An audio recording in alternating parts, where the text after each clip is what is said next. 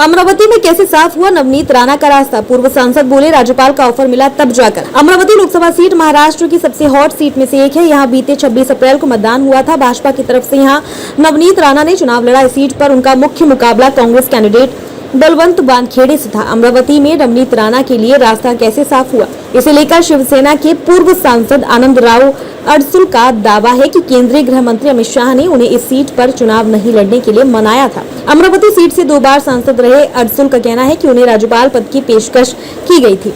एकनाथ शिंदे गुट के नेता और अमरावती के पूर्व सांसद आनंदराव अडसुल ने कहा, जब सीटों का बंटवारा हो रहा था तब अमित शाह ने मुझे बुलाया था। उन्होंने मुझे अमरावती से चुनाव न लड़ने के लिए कहा। मैंने उनसे कहा कि जिस उम्मीदवार को वो मैदान में उतारने की योजना बना रहे हैं वह जीत नहीं सकती और उसका कोर्ट केस चल रहा है। शाह ने मुझसे कहा कि वह इसका ध्यान रखेंगे। राज्यपाल पद का ऑफर मिला। आनंदराव ने आगे कहा कि उन्होंने मुझसे पूछा कि मैं क्या चाहता हूँ और फिर मुझे राज्यपाल बनाने की पेशकश की। उन्होंने कहा कि इसके बाद उन्होंने चुनाव से हटने का फैसला किया, लेकिन उन्होंने कहा कि पिछले 20 महीनों से महाराष्ट्र के उप मुख्यमंत्री देवेंद्र फडणवीस ने भी उन्हें इसी तरह का आश्वासन दे रखा है। 2019 में नवनीत राणा से हारे थे चुनाव। अडसुल ने 2009 और 2014 में अमरावती लोकसभा सीट का प्रतिनिधित्व किया है।